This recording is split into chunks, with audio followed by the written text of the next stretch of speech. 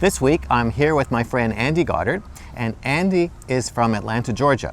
And he is an executive coach, but he's a former CEO of 3 corporations before he went into coaching. And the reason I have Andy on the video this week is he has a very interesting story of what God did for him this year. So, Andy, welcome. And we have viewers from all over the world. And can you just tell us a bit of your story? How have you been involved as a Christian, and then what happened this year? Well, Grant, I have been a believer for 34 years. Of course, we went to church as kids, but something happened this year that kind of rocked me a little bit. No, rocked me a lot of it. In January, I was sensing there was something strange happening in my heart. I was reacting in different ways that it was very unbecoming, actually. And friends of ours said, "Hey, Andy, you better check yourself a little bit. We love you, but you probably could use some help in dealing with this reaction to situations around us." So I called you and said, "Grant, I think I've got a problem." And you said, "Sure, I've got a recommendation for you," and it was called the bondage breaker. So the way you had described the problem is that you felt that there was this, you hated how you were reacting to people and to situations. Yeah, absolutely. And yet you'd been a Christian for how many years? 34 years. Because after 34 years, of course, you should be perfect. Absolutely perfect. And you were even involved in ministries helping other people. Yeah, I mean, that's what I do. I've been doing it for over 14 years now. I've been in ministry work, helping other men. Small groups, small Christian groups. It's giving them advice. Advice on how to hear from God. And guess what? I was starting to hear from God. And God was starting to show you that there was something that He wanted to help you with. Absolutely. And it was freedom. I know that on the other side of it. It was freedom that my heart was searching for, but I didn't know quite how to get there. So searching for tools and people. I didn't want to, of course, glorify man or any type of publication, but when I got to you, you said, "Well, try this book, Bondage Breaker." So we went through the book together, and there's 7 prayers in the back that helped me understand pretty much what was inside me. And the reason I recommended the Bondage Breaker is such a easy to use, useful tool on how to address things inside that you notice that you hate. Right, exactly. And that's what it did for me. So going through those prayers. What did you discover as you were going through those prayers, or what did God show you about the origin of this struggle you were having? Yeah, that's the baggage. My life, leading up to that, of course, I had a family that wasn't the perfect family.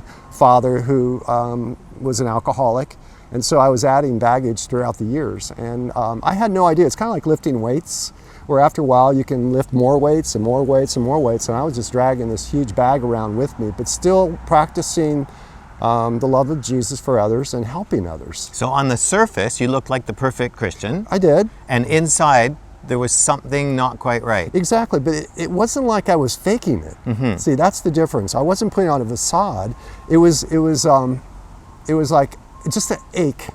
It was like an ache that was always there. And starting in January, it got worse. And it started getting worse. And I think it was just that God really wanted to free me. So He had to expose your internal struggle. Exactly. And it took the brotherhood of friends, real close friends, to say, "Hey, we love you, but that's not the Andy we like." So they saw the way you were reacting and said, "There's something wrong with Andy. We have to help him see it." Exactly. And why didn't you run from them? Because you could have easily just said, "These people don't like me. I'm gone."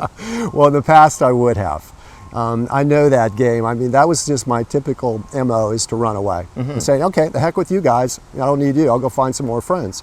This time was different because my spirit was saying, "No, we're going to work through this, and we're going to get to the other side of it. There's freedom. And there's joy on the other side of it." But you knew they loved you and that they wanted to stay in relationship. Absolutely. But when you were actually reading the book and starting into the prayers, what did God show you that was inside? Well, he just showed me that, a lot of things. I mean, it's hard we don't have enough time to go through it. But a lot of it was just my own, it's hard to explain. Well, there was pain. Lots of pain. From a really painful past. Right. But you said there was something dark. Oh, okay. Well, as my friends described to me, they said, "Andy, that's not you." And he's played his cards. And when they said that, Grant, I went, "What are you talking about?" He played his cards. He being this entity that was inside. And so now say that again, because this might be a little confusing to people. What did you sense was inside? It was, well, this is where it gets a little wonky, because as they were describing it to me, I could see an entity inside me. It was like a darkness, almost like a, like a gremlin. You know, I could see him inside my soul hanging out, and we spotted him. And it was tormenting you? Tormenting me from the inside out. I had contracts with him throughout life.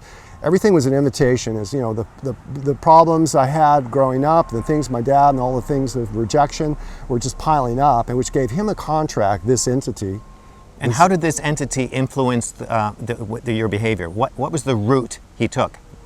Like he was inside there, but how was it actually affecting you? It was affecting me through shame, through well, your thoughts. My thoughts, yeah. So it was influencing your thoughts. Right. And then how did that affect your thinking pattern? I think you described to me that that in your mind you were noticing just distortion. I couldn't hear. I didn't have clarity. Okay, so describe what you mean by I didn't have clarity in my mind. Because of the voices, it's like these accusatory voices in your head when you're talking. It's like being in a crowd and you're trying to talk to somebody in the quietness, but you can't even hear yourself because the noise is so deafening. That's how it was. And so, and the noise in your head was like they were thoughts that made you upset, angry, hurtful, defensive, agitated, say things, angry, angry, everything. Yeah, right. It's coming out. Okay, so that as you read the book and did the steps, you became more aware of this background conversations that were happening in your head that were upsetting you. Correct. Okay, and so then you went.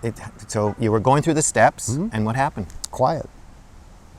So after you went through the steps. After I went through the 7 steps, and I had a friend of mine who's actually a mentor of mine who sat through it and he prayed for me. He was praying for me while we were going through these steps, these 7 prayers. And after we finished, it was like I didn't recognize the sound.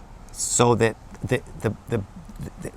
it's hard to put words on it, but in other words, your mind was clear, quiet. And then how did that make you feel? Joy. It made me feel joy. And when was the last time you felt that kind of clarity, peace, and joy? How long it had been since you ever felt that? Never. Okay, so when you went through the steps to freedom, you ended up feeling a peace and joy you've never felt in your life. And you've been a Christian for 33 years in ministry. Correct. And what happened to that dark entity that you had sensed, that gremlin? It's gone. It's gone. It's not on the inside anymore. But he still tries, by throwing, as your terminology, throwing tomatoes over the fence. He still does that, but at least I recognize those tomatoes as they come over. Because now you know who you are in Christ, what your authority is. Exactly. Now, what would you, for the viewers who are watching, I'm sure there's quite a few people out there who recognize that they have that same conversation, these accusatory voices going on in the back of their head, and they've probably been Christians for a long time. Right. What would you suggest for them to do about it?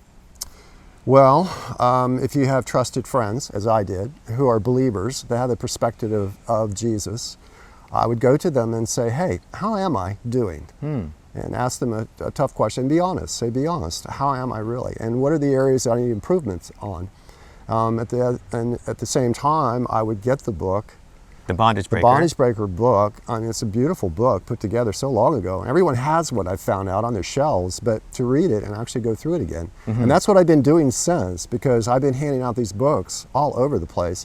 And they're helping guys get freedom, you know, from the same thing I was dealing with. Yeah, and just that for the first time in their life, their mind could be clear and they could be peaceful. Yeah. So we really want to encourage you that this Bondage Breaker book is an incredible tool. It's written by Neil Anderson, who wrote the foreword to my book, and there's links underneath this video on how to actually get one for yourself. And so thanks for joining me, Andy, because I just think that a lot of people can identify with your story, and we want to see them all set free. Yeah, absolutely. Thanks, Grant. And if this is your first visit here, you need to get our free self-assessment guide. And to do that, just subscribe to our weekly email newsletter by filling out the subscription form on this page by clicking on Join the Transformation Movement. So I'll talk to you next week. But this week, check out that book and ask God, do I have this conversation in my head that I need to get rid of? Because He can't wait to set you free.